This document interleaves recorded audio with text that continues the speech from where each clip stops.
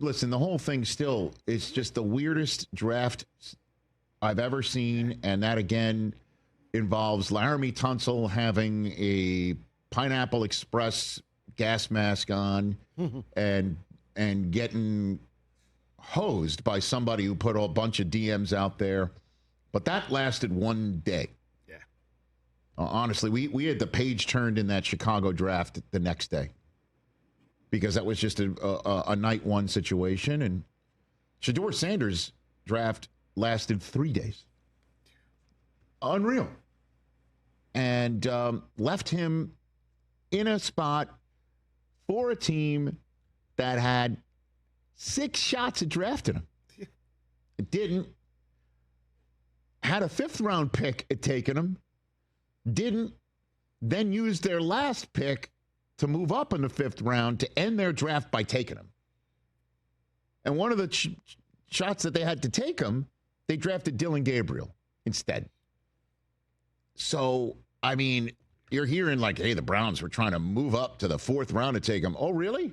Because you had a 5th round pick you didn't use on him.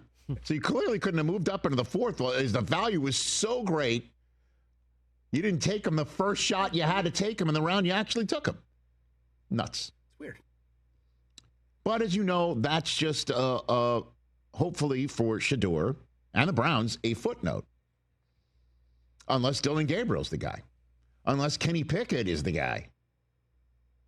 Because Joe Flacco, as we all know, is not the guy for the Browns long term. Because he's long in the tooth.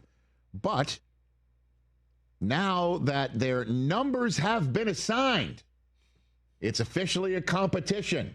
That's the first step. You're drafted, then you choose your number. And Shedeur has chosen Tom Brady's number. Oh, look at that. Or he was assigned that number. I don't know. Why wouldn't he take 2? Because 2 has already been assigned. And the last thing you're going to do when you show up to a spot like this is say, I want a certain number. Yeah.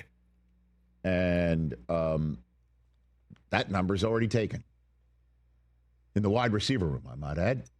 And Shedeur's got 12. Dylan Gabriel's got 5. Pickett has 8, I believe. And Joe's keeping 15. He's getting it back. And it's amazing. The guy who isn't the answer long term is 100% the guy that's going to be on the roster out of these 4.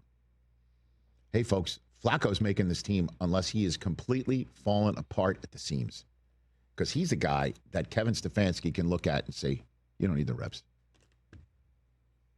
I'm sure they've already seen him throw.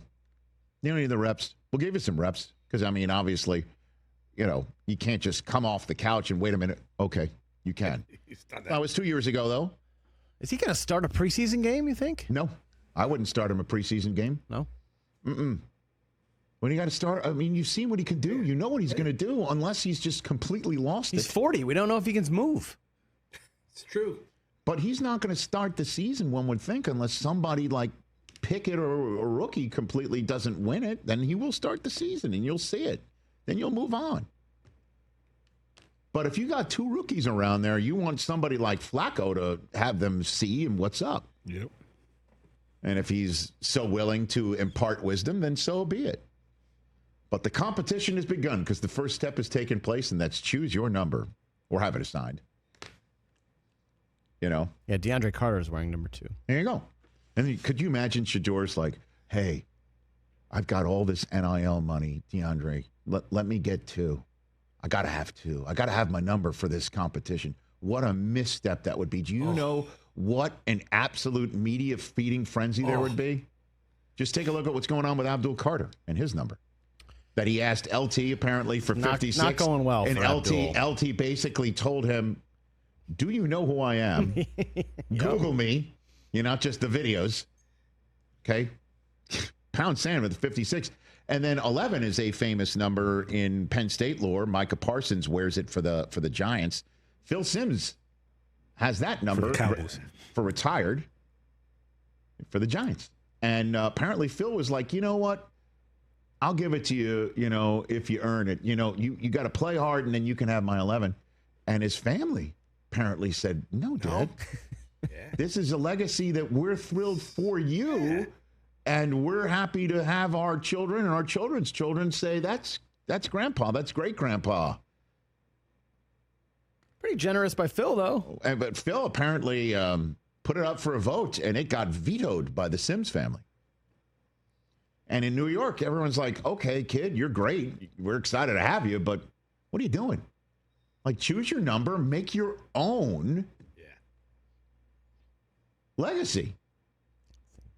So you imagine if Shedeur Sanders said, I need my two. I need my two. And I got the money to pay for it. Probably would have been a smart business decision by DeAndre Carter to take that deal. Absolutely. But bad for Shedeur. Anything that Shedeur does, if he just twitches or breathes in the direction of being focused on something other than winning this job and winning a roster spot and being as humble as it possibly can be for anybody in the history of humility or humbleness, which is my nickname from Dion. Wait till those as practices. the humble host, it would Those be practices are gonna an be absolute feeding frenzy. Just looking at the Giants roster, I'm Everywhere. trying to see what's available. 4 is available. 7. 7's Where, in Cleveland you're talking No, about? just Giants. Oh, for the Giants? Yeah. I don't know, man. For Abdul. Who knows? He can wear 4 one day and 7 another day because that equals 11, his number he wanted. I don't know. It's crazy, man. 10 is Eli. That's obviously not. Yeah, that that out. ain't counting. 11, but 12's available.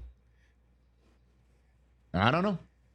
But just go take the number and just build your own legacy. Yeah. Catch the Rich Eisen Show live weekdays from 12 to 3 p.m. Eastern on Roku Sports Channel in the U.S.